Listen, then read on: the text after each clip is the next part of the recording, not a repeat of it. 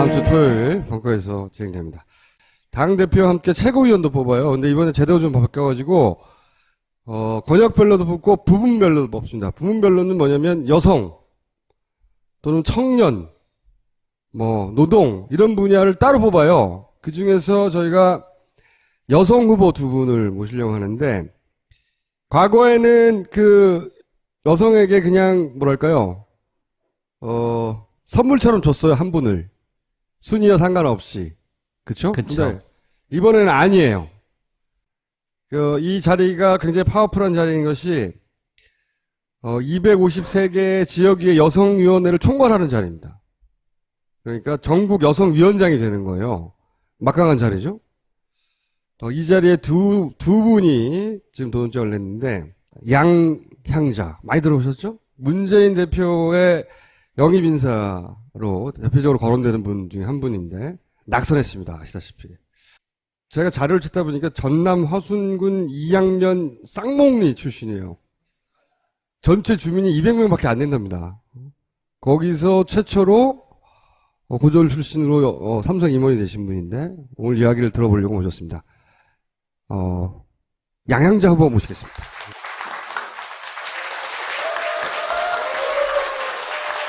한두 가지 질문을 먼저 하자면 이번 경선과 상관없이 기본적으로 삼성에서 임원이면 월급도 많이 받지 않습니까? 연봉이 얼마 하셨어요? 되게 브로드합니다. 네. 그러니까 전체적으로 받는 것을 보면 미니멈 한 3억에서부터 미니멈 3억에서부터. 네. 50억까지는 주지 않나. 50억이요? 아니, 총수면서 그런 것도 몰라요? 이야. 아니, 근데 그걸 왜 관뒀어요? 문재인, 당신은 대표죠. 대표가 와서, 그거 관두고, 입당해라. 하면 고민되잖아요. 내가 지금, 연봉이 얼만데. 중요한 것은 문 대표님은 제 연봉이 얼마인지를 모르셨다는 거죠. 직장인이니까 몇 천만 원 되나 보다. 임원이니까 막 1억 정도 되겠지. 이렇게 생각하고 얘기했을 수 있어요. 그죠? 실제로 그 모 국회의원이 저한테 그러더라고요. 열심히 하시면 그래도 집에 밥은 안 굶깁니다. 이렇게 얘기를 하시더라고요. 국회의원도. 국회의원도. 네. 이미 수십억 벌고 있는데. 당연히 본인도 망설여지지만 집에서도 반대할 거 아니에요. 국회의원 자리를 주는 것도 아니고 보장되는 자리도 아닌데 와가지고 오라 그러면 그러면 당연히 망설이죠. 제가 사실은 대한민국 대표 멘토였어요. 이제 김영란 대법관도 멘토도 하셨었고, 네. 이렇게 편지가 오는 거 보면 그분은 밝은 편지가 와요. 제가 변호사의 길을 가는데 어떻게 가면 됩니까? 이런 좋은 얘기였는데 저는 너무너무 슬픈 얘기만 오는 거예요, 저한테. 저 내일 회사 그만둡니다. 아이 때문에 어쩔 수 없어요. 너무 슬퍼요. 이런 너무너무 슬픈 이야기들. 보통 편지 답장 하나 하는데 미니멈 3시간 걸려요. 타자를 못 치는 거 아니에요? 제가 상고 출신입니다, 상고. 쓰고 또 쓰고 또 쓰고, 이 말로 치유가 될까 이런 고민을 참 많이 했었습니다. 그리고 언젠가 내가 이 삼성에서 일을 그만두면 그런 아픈 여성들을 대변해줘야 되겠다. 그런 생각도 참 많이 했었었고, 그러니까 올해 들어서 작년 말부터 올해까지 굉장히 변화가 그러니까 저한테 오는 일들이 굉장히 변화가 많았습니다. 근데 그 중에 하나가 입당 제의를 받은 게 가장 큰 거였고요. 네. 그래서 그냥 운명이구나. 제가 거부할 수 없는 뭔가 쓰나미처럼 저한테 제 인생에 다가오는 걸 느꼈어요. 그래서 결정하는 데까지는 그렇게 어렵지 않았는데 워낙 누구한테도 이야기할 수 없는 상황이기 때문에 이게 영입할 때 굉장히 비밀리에서 아는 사람은 남편 한 사람밖에 없었어요. 남편분은 당연히 반대했겠죠. 우리가 살 날이 이제 며칠 남지 않은 것 같구나. 이렇게. 같이 살 날이? 처음에 그랬었습니다. 그리고. 근데 약속받지는 않았다고 하더라도 네. 내가 이 정도의 스토리가 있는 사람인데 최소한 비례대표 정도는 챙겨주겠지 하는 마음이 좀 있지 않았어요? 뭔가 이렇게 편하게 받으면 분명히 아픔이 따라와요. 그리고 다른 사람이 아파요. 내가 편하면. 아니, 남편분이 당연히 그러면 안정적인 생활이 50대 갑자기 흔들기 시작하니까 네. 반대할 수밖에 없잖아요. 그죠? 근데 반대를 많이 했었습니다. 왜냐하면 이제 그 어떤 울타리 안에서 이렇게 삶을 산다는 것은 엄청나게 안정적이고 뭔가 이게 병풍이 처진 상태에서 사는 삶하고 이렇게 정치권으로 나오면 저 완전히 오픈되지 않습니까? 이게 너무 싫은 거예요. 어떻게 나한테는. 설득하셨어요? 하도 설득이 안 되길래 그러면 문재인 전 대표를 한 번만 만나 같이 만나자? 네. 예. 그래도 아니면 제가 접겠다고 했습니다. 네. 같이 만났더니. 그냥 빨려 들어갔던데요. 어찌 알고 이제 저를 이렇게 영입을 결정을 했냐 이렇게 말씀드렸더니 사람이 만나는 시간에 꼭 그 신뢰가 비례하는 건 아닙니다. 라고 하셨습니다. 정치권에서 함께 갈 수 있는 사람, 가고 싶은 사람, 남편은 본인이 직접은 아니지만 와이프가 가면 충분히 뒤에서 서포트를 해주고 싶다. 그럴 사람이 이제 문 대표님이라고 얘기를 했습니다. 저는 근데 죄송한데 그 안에 저를 문 안에 가두지 마시고 항상 문을 좀 열어놓으십시오. 전 진짜 궁금했던 게 일단 사실 마음속에 조금이라도 비례대표로 좀 편하게 국회의원이 되는 것을 약간은 기대를 하셨을 것 같아요. 근데 이제 그 약속이 없었고 지역구 출마하라고 했고 그것도 아주 센 천정배 국민의당 대표 전 대표랑 붙었죠. 그러고 떨어졌잖아요. 떨어지면 이후에 한동안은 좀 멍할 것 같고 특히 아무것도 아닌데 지금 지역위원장이신가요? 네, 지역에 네, 아무것도 아닌 거 아니에요. 지역위원장 예전으로 치면 지구당 위원장 정도 하고 계신데 당의 최고위원직에 도전하는 선거에 나서는 게 쉽지 않을 거거든요. 일단 낙선했을 때 충격이 있지 않았어요? 4.13 선거를 하면서는 굉장히 문화를 바꿨다고 할 정도로 축제처럼 하고 또 눈물도 많이 빼고 했는데 왜 힘들었냐면 그 호남 홀대론이라는 그걸 넘어서기가 너무 힘들었어요. 아무리 제가 얘기를 해도 그걸 넘어설 수 없는 벽이 있구나라는 생각 때문에 광주가 이렇게 8석이 있는데 개표 방송을 딱 하는데 초록색으로 싹 이렇게 덮여져 버리더라고요. 거기서 충격이 1차 딱 와서 그다음 제가 떨어지는 거는 그다음에는 별로 큰 충격은 아니었고 우선 이제 같이 했던 분들이 너무 또 안타깝고 아무튼 그랬습니다. 그리고 나서 원망은 없었어요? 원망은 없었습니다. 단지 이제 그 개표 방송 하는 그 순간부터 그다음 내가 어떻게 해야 되지? 이제 그다음 어떻게 해야 되지? 그 생각만 이제 계속 한 겁니다. 내가 이제 정치인으로서 약속한 게 있는데 입당하면서 여러분들하고 약속한 게 있는데 그다음 내가 뭘 해야 되지? 이런 생각은 계속 했었고 아까 말씀하셨던 호남 목세, 여성 목세 그런 지명직 최고위원도 다른 분들이 막 얘기를 하더라고요.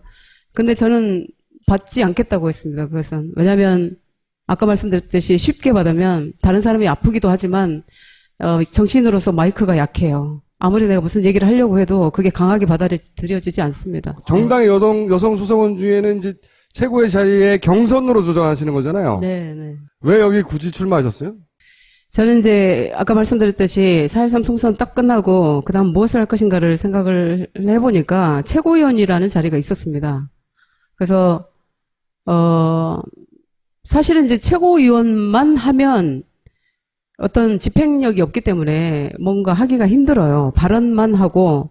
그런데 제가 전준위에 있었지 않습니까? 저는 입당한 지 얼마 안 됐지만 굉장히 많은 일을 했어요. 처음에 더불어 콘서트 하고, 그 다음에 비대위 선대위 들어가서 누구보다도 강한 발언들을 해가면서 저 영등포 경찰서도 다녀왔거든요. 무혐의 났지만, 대통령과 새누리 의원들의 명예훼손이라 그래가지고 고발당했습니다. 그래서 갔다 오고, 그 다음에 이제 전준위를 했어요. 물론 이제 그 와중에 유능한 경제정당 위원으로 활동도 하고, 그다음에 전준희가 전당대회 전당대회 준비위원으로 이제 그것도 참 운명처럼 윤혜 의원님과 제가 함께 이렇게 홍보위원장, 저는 위원 이렇게 들어가서 활동을 했는데 전준위에서 이제 그 룰을 계속 보고 있었습니다. 이게 최고위원이 어떻게 결정이 날 것인지. 그런데 최고위원이 여성위원장을 겸하게 돼 있어요, 이번에. 네. 그래서 이거다. 이게 내가 할 일이다. 왜요? 이제 삼성 이야기지만 처음에는 정말 안 되는 게 너무 많았어요. 여성이라서. 여자라서 안 되고, 상고 출신이라서 안 되고, 또 우리가 뭐, 보이지 않는 호남 출신이라서 안 되는 것들이 너무 많고, 적어도 그런 서름은 나로서 끝내야 되겠다. 그래서 정말 잘 됐다. 원내 들어가는 것보다 훨씬 더 강한 힘을 제가 가지고 할 수 있는 일이라고 생각을 했기 때문에. 원외에 있다고 왜 훨씬 더 강한 힘이 생기죠? 외연 확장이라는 얘기를 여기서 할 수가 있는데, 우리가 원내에 계신 분들이 모든 것을 겸직하면서 이 어떤 당의 힘이 자꾸 이렇게 축소되는 문제가 그동안에 우리 당의 문제라고 제가 많이 들어왔습니다. 저를 영입을 한 이유가 저를 뭐 국회의원 단순하게 시키려고 했겠습니까? 아니지 않습니까? 내년 대선에서 네. 뭔가 저를 쓰려고 영입을 했을 거 아닙니까? 목표가. 대선에 도움이 되라고. 내년에 대선이 있는데 제가 낙선을 했다고 해서 그 일이 저한테 안 주어지는 건 아니거든요. 그래서 내가 대선에 도움이 되려고 여기 출마했다는 거잖아요. 네. 이게 본인의 출마가 왜 대선에 도움이 되는 거예요? 그 영입을 할 때도 굉장히 많은 이야기들을 하셨어요. 첫 번째가 호남이 아프다. 그 말 속에 내가 그동안 30년간 일해오면서 돌아보고 싶지 않은 사실은 내 고향. 근데 운명처럼 그것도 이제는 돌아보라는 시간인가 보다. 그래서 그것도 오케이를 했습니다. 그리고 두 번째가 과학기술, 특히 이제 첨단 산업에 제가 있었기 때문에 과학기술은 앞서가는데 우리 정치는 정말 못 따라가고 있습니다. 그게 두 번째 이유였습니다. 세 번째가 아픈 여성 삶이 저한테 다 있었습니다. 지난 대선에서 우리 민주당, 더불어민주당이 가장 가슴 아팠던 게 여성표였거든요. 그게 3% 딱 쳤습니다. 그러면 그 여성의 아픔을 누가 국민 속으로 가서 같이 손잡고 대선에 손잡고 투표장으로 나올 수 있느냐, 누가 소구력이 있느냐. 그래서 그 세 가지 이유로 제가 이제 어떤 일이든지 해야 되겠다고 생각을 하고, 그냥 어떤 자리, 뭐 최고위원을 내가 한번 해봐야 되겠다, 이런 생각 전혀 없습니다. 아까 말씀하셨던 것처럼 만약에 그런 생각이 있었다면 저는 비례로 있겠죠. 그냥 뭐 정해지진 않았지만 많은 분들이 그냥 있어도 되겠는데요, 이제 그런 얘기를 많이 하셨는데, 그런 생각이었다면 국회의원을 한번 내가 꼭 해야 되겠다, 이런 생각으로 제가 정치권에 왔으면 정말로 어떻게든 했겠죠. 어떻게든. 그리고 내가 떨어질 줄 알면서 절대로 안 갔겠죠. 그렇지만 명분 있게 가야 되겠다, 어떤 일을 해도. 그래서 사일섬에서도 천정배 후보하고 할 수 있었고, 그리고 천정배 후보하고 해서 떨어졌지만 또 명분 있는 일은 무엇인가를 찾았을 때 그거는 최고위원이었습니다. 그 다음에 본인의 약점은 뭡니까? 약점. 지금 강점을 쭉 말씀하셨는데 원외. 딱 하나. 네, 딱 하나. 원외. 본인만의 공약이 있어. 내가 최고위원이 되면 다른 사람 못하지만 난 이걸 할 수 있을 거야. 지방을 이렇게 쭉 돌아다녀 봤습니다. 그랬더니 우리 풀뿌리 여성 정치인들이 뭐라고 하냐면, 정말 그 정치인으로 크고 싶은데 우리도 뭔가 중앙에서만 막 서울 경기 쪽에서만 뭔가 이렇게 이루어져 있고 우리한테는 그게 전달이 전혀 안 됩니다.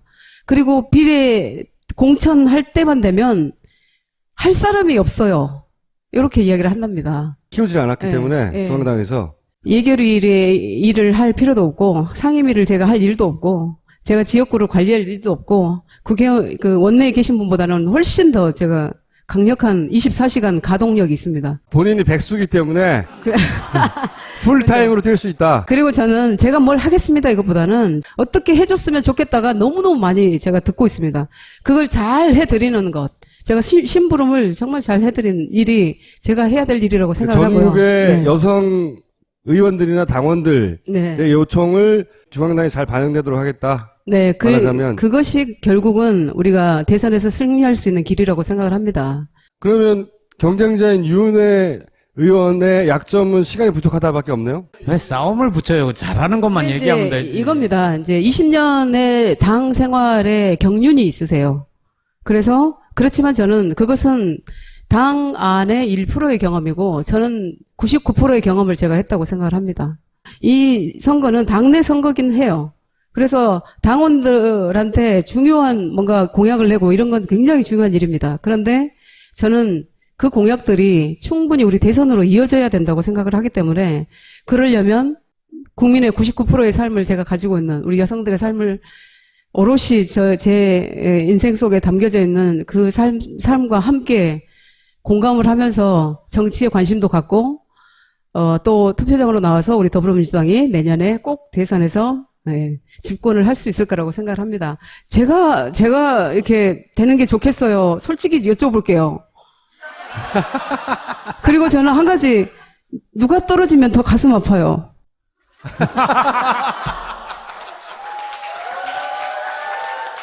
사람이 환경이 바뀌면 생각도 좀 바뀐다 이런 얘기도 있잖아요. 네. 나는 이미 대한민국의 상류층으로 1%도 아니고 0.1%, 0.1%? 네. 서민들의 삶을 이해 잘 못하고 그러다 보니까 뭐 잘 모르지 않을까 이런 걱정도 있거든요. 그리고 또 더불어서 이 질문도 답해주세요. 삼성이 부탁하는데 네. 뭐 특별히 다른 사람 피해 보는 것 같지 않은데 이거 틀림없이 먹힐 거야라는 기대를 삼성도 하고 있을 것 같고 사람들도 그런 우려가 있다고 생각할 것 같은데. 제가 이제 임원으로 나오다 보니까 굉장히 상류층 삶을 살았을 거라고 생각을 하시지 않습니까? 근데 30년 중에 27년, 8년 가까이는 노동자로 살았습니다. 그걸 사람들이 망각을 하더라고요. 그리고 연구 임원이라는 거 하는 것은 그런 기술 경영을 하는 것이지 회사 경영하고는 전혀 관계없는 일이었거든요. 근데 이제 경영자로서 이렇게 나오다 보니까 제가 굉장히 상류층 생활하고 그런 생활에 젖어 있을 거라고 생각을 하는데 사실은 거의 전부가 노동자의 삶이었고 저는 그렇게 이렇게 질문하시는 게 굉장히 어색해요. 삼성이 뭘 하면 도와줄 거냐? 저는 왜 자꾸 저를 이미 정말 아프게 정리를 다 하고 나온 저한테 왜 자꾸 삼성에다가 또 넣어가지고 삼성이 어떻게 하면 어떻게 할 거냐? 반올림 어떻게 할 거냐? 이런 것들을 가둬놓고 막 저를 고문을 하세요. 저는 왜냐하면 그런 경우를 많이 봐서 그래요, 사람들이. 네, 있지 않습니까? 저는 아픔을 알기 때문에 이 길을 올 수 있었었고 제가 그 상류층에서만 살았더라면 돌아볼 수 없는 그런 삶이었을 거예요. 근데 다 내려놓고 왔다라는 얘기는 그만큼 아프고 외롭고 괴롭고 슬프고 그런 결정을 하고 왔습니다. 그리고 이제는 정치인으로서 정치인이기 때문에 정치인은 어쨌든 국민의 편에 국민의 약자 편에 서야 되는 게 정치인이라고 생각을 합니다. 더 이상 이제 삼성에다가 가두지 마십시오. 저는 이제 그러면요, 그 정치인으로서의 어떤 평균적인 감각을 알아보려고 여쭤보는 질문들인데 김종인 대표에 대해서는 어떻게 생각하세요? 김종인 대표님 처음으로 우리 비대위 대표 맡으셔서 사실 광주 5.18 묘역 갔을 때 기자분이 저한테 질문을 하더라고요. 이렇게 김종인 대표가 뭐 사과를 해야 된다고 생각하십니까? 뭐 이렇게. 국보의 네, 국보에 대해서 때문에? 국보의 전력 때문에. 근데 저는 이제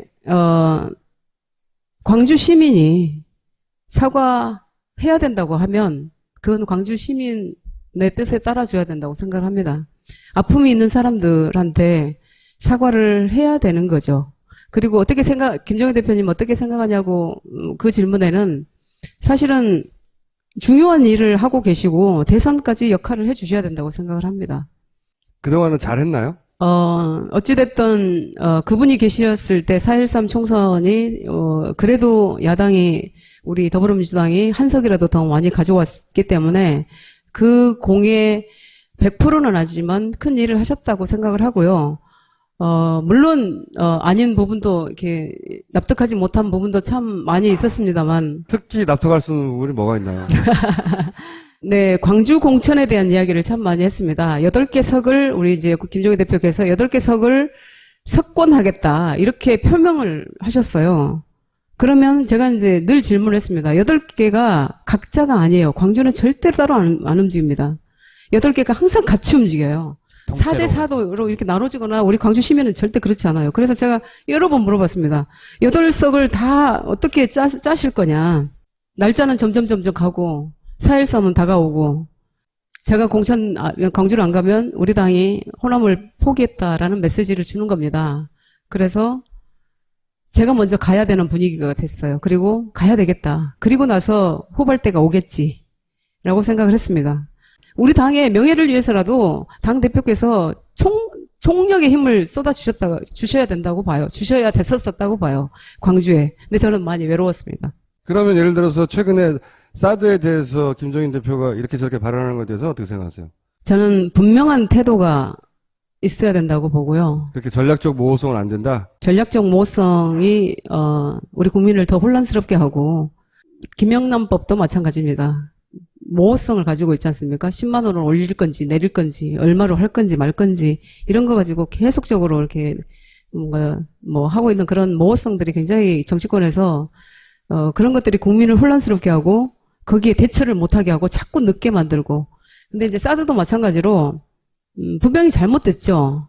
국민적인 어떤 합의를 이끌어내지 못한 결정은 이 민주주의에서 분명히 잘못됐다고 생각을 합니다. 그러면 지금이라도 그걸 바로 잡아야 된다고 생각을 하고 거기에서 김종인 대표의 발언은 적절하다고는 생각 안 합니다. 그럼 추미애, 김상곤, 이정글 중에 누가 좋아요?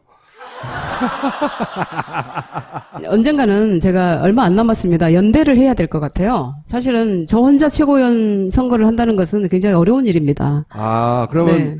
당대표 후보 누군가하고 연대를 할 생각이세요? 보다 더 집권에 가깝다고 생각한 분께 힘을 실어드리고 그리고 그분이 당대표로서 내년에 정말 집권하는데 한치의 추호도 이렇게 의심할 여지가 없다. 추호 선생하고 가까우세요? 저희가 호를 추호로 붙여주도록 추호도 했거든요. 의심할 여지가 없다 했을 때 저도 과감하게 연대하면서 집권으로 향할 셋 중에 겁니다. 한 분과 연대할 것이다. 언제 연대하나요? 아마 저랑 같이 하고 싶어 하시지 않을까요? 혼자 생각이구나, 아직은. 그 세 분들도 네. 굳이 특정하게 누구와 반드시 손을 잡아야 돼, 나한테 유리하다라는 계산이 안 나오면 안 할 수도 있잖아요. 전략적 모호성을 유지할 수 있죠. 그분들이 손을 안 잡을 수도 있다는 거죠. 문제는. 그러면 이제 살짝 가서 제가 잡아야죠.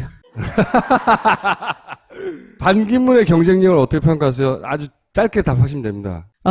지금 처음 나왔을 때는 아마 이제 우리 대권 후보가 정확하게 이렇게 정해지지 않은 상태에서는 이게 반짝 뭔가 신선함을 줄 수는 있지만 그분의 지금까지의 어떤 행보라든지 위협적이지 않다, 한마디로. 그러니까 점점 이렇게 오픈이 되실 겁니다. 그러면 힘들어지시지 않을까 점점. 그래도 이제 그걸 극복하신다면 또 다른 얘기일 수는 있고요. 그 이전에 정치권에 입문하는 저희는 정치에 대해서 관심이 없었기 때문에 오랫동안 합숙된 정치에 대한 히스토리가 있지는 않으신 거네요. 그죠? 인물에 대한 정보나 저 사람 인물의 어떤 정보는 정치권에 들어오면서 공부를 많이 했죠. 저 사람이 어떤 사람이다라는. 공부만으로는 안 되는 게 안철수 대표를 봐도 공부만으로는 안 돼요. 이게. 안철수 대표는 학교 다니면서 공부를 잘했는지는 제가 잘 모르겠습니다. 지금 하시는 거 보면. 그래서. 죄송합니다.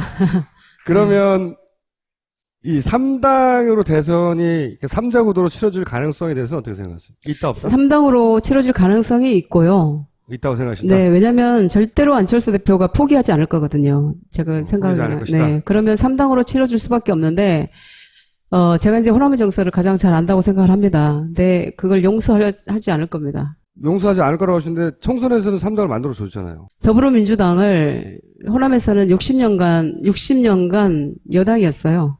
그것을 심판하기 위한 정말 도구로 사용을 했다라는 생각이 들고 항상 제가 그 4.13 기간 동안에 그 선거 기간 동안 들었던 이유가 어차피 합쳐질 당인데 누구 당이 미워서 내가 저 당을 찍는 것이요 라고 얘기를 계속 들었습니다. 어차피 합쳐질 당인데. 어차피 합쳐질 당인데 이번만은 용서할 수가 없어. 양양자는 아프지만 내가 저 당을 찍을 수밖에 없어라고 계속 저한테 말씀을 하셨었거든요. 누구 당이 그런 당이요. 너를 왜 일로 보내. 뭐.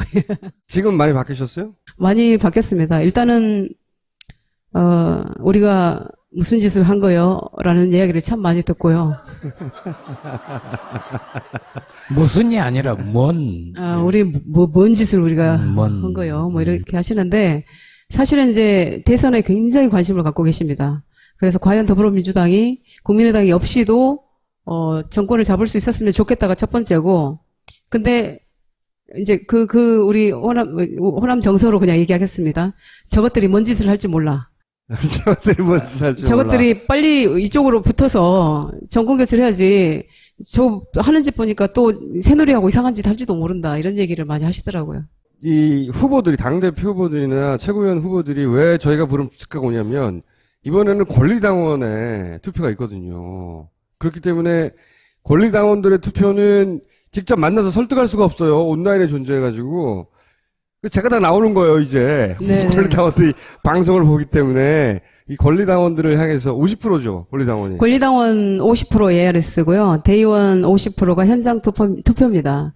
그리고 사실 이 권리당원의 투표 때문에 지금 원외 인사들, 과거 같으면 절대 당선 안 됐을 원외 인사들이 지구당 차원에서 지금 뽑히고 있어요. 지금 아마 제주도당 위원장님이 원외가 되셨고요. 국회의원과 싸워서 국회의원 아닌 사람이 그다음에 이기는 어제 경남도당의 위원장님이 원외가 뽑혔습니다. 그것이 우리 권리당원들의 힘이었습니다. 권리당원들의 반란. 그럼 권리당원들에게 네, 한마디 해주시고 오늘 네. 제가 여쭤보지 않은 것 중에서라도 하실 말씀 하시고 오늘 시간 마감해 주셔야 될 것 같아요. 네. 사실은 누구한테 이렇게 기대서 뭔가 제가 당선되고 이런 것보다는 정말 이 사람이 왜 이 길로 가고 있는지 그리고 왜 정치권으로 들어왔는지 제 이름으로 이렇게 말씀드리겠습니다. 잘 판단해 주셨으면 좋겠고요. 양양자 여러분이 찾았습니다. 그리고 믿어주셨습니다. 이번에 사용하시면 웃으시게 됩니다. 그래서 향자, 아름다운 사람, 향기로운 사람, 찾자, 믿자, 쓰자, 웃자로 제가 저를 표현을 할 거고요. 대의원님들도 열심히 제가 많이 이렇게 뵙고 인사드리고 있습니다. 그렇지만 우리 권리당원 여러분들 마음 변치 마시고 끝까지 응원해 주시면 평생 이 길을 가면서 절대로 실망시켜 드리지 않겠습니다. 여기까지 하겠습니다.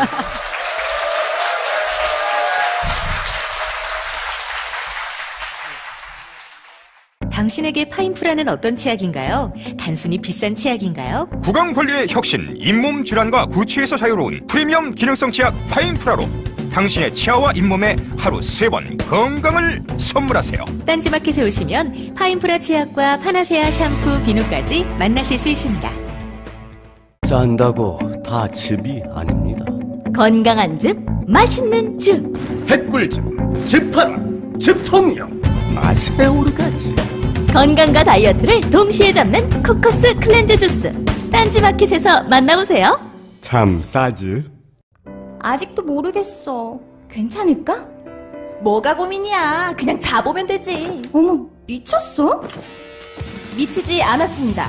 2주간 실사용 후 불만족 시 환불 가능한 쇼앤 침대니까요. 딴지마켓 입점 2달째 반품률 0%를 자랑하는 이유 있는 만족도. 이젠 고민하지 마세요. 누워본 몸에게 물어보세요. 그러니까 저한테 오는 일들이 굉장히 변화가 많았습니다. 근데 그 중에 하나가 입당 제의를 받은 게 가장 큰 거였고요. 네. 그래서 그냥 운명이구나. 제가 거부할 수 없는 뭔가 쓰나미처럼 저한테 제 인생에 다가오는 걸 느꼈어요. 그래서 결정하는 데까지는 그렇게 어렵지 않았는데 워낙 누구한테도 이야기할 수 없는 상황이기 때문에 이게 영입할 때 굉장히 비밀리에서 아는 사람은 남편 한 사람밖에 없었어요. 남편분은 당연히 반대했겠죠. 우리가 살 날이 이제 며칠 남지 않은 것 같구나. 뭐 이렇게. 같이 살 날이? 처음에 그랬었습니다. 그리고 근데 약속받지는 않았다고 하더라도 네. 내가 이 정도의 스토리가 있는 사람인데 최소한 비례대표 정도는 챙겨주겠지 하는 마음이 좀 있지 않았어요? 뭔가 이렇게 편하게 받으면 분명히 아픔이 따라와요. 그리고 다른 사람이 아파요. 내가 편하면. 아니, 그렇게 남편분이 당연히 그러면 안정적인 생활이 50대 갑자기 흔들기 시작하니까 네. 반대할 수밖에 없잖아요. 그죠? 근데 반대를 많이 했었습니다. 왜냐하면 이제 어떤 울타리 안에서 이렇게 삶을 산다는 것은 엄청나게 안정적이고 뭔가 이게 병풍이 처진 상태에서 사는 삶하고 이렇게 정치권으로 나오면 저 완전히 오픈되지 않습니까? 이게 너무 싫은 거예요. 어떻게 남편은. 설득하셨어요? 하도 설득이 안 되길래 그러면 문재인 전 대표를 한 번만 같이 만나자? 네. 네. 그래도 아니면 제가 접겠다고 했습니다. 네. 같이 만났더니. 그냥 빨려 들어갔던데요. 어찌 알고 이제 저를 이렇게 영입을 결정을 했냐 이렇게 말씀드렸더니 사람이 만나는 시간에 꼭 그 신뢰가 비례하는 건 아닙니다. 라고 하셨습니다. 정치권에서 함께 다음 주 토요일 벙커에서 진행됩니다. 당대표와 함께 최고위원도 뽑아요. 근데 이번에 제도가 좀 바뀌어가지고, 권역별로도 뽑고 부분별로도 뽑습니다. 부분별로는 뭐냐면 여성 또는 청년, 노동 이런 분야를 따로 뽑아요. 그 중에서 저희가 여성 후보 2분을 모시려고 하는데, 과거에는 그 여성에게 그냥 뭐랄까요, 선물처럼 줬어요, 한 분을. 순위와 상관없이. 그쵸? 그쵸. 근데 이번에는 아니에요. 이 자리가 굉장히 파워풀한 자리인 것이, 253개 지역위의 여성위원회를 총괄하는 자리입니다. 그러니까 전국 여성위원장이 되는 거예요. 막강한 자리죠? 이 자리에 두 분이 지금 도전장을 냈는데, 양향자. 많이 들어보셨죠? 문재인 대표의 영입인사로 대표적으로 거론되는 분 중에 한 분인데, 낙선했습니다. 아시다시피. 제가 자료를 찾다 보니까 전남 화순군 이양면 쌍목리 출신이에요. 전체 주민이 200명밖에 안 된답니다. 거기서 최초로 고졸 출신으로 삼성 임원이 되신 분인데 오늘 이야기를 들어보려고 모셨습니다. 양향자 후보 모시겠습니다.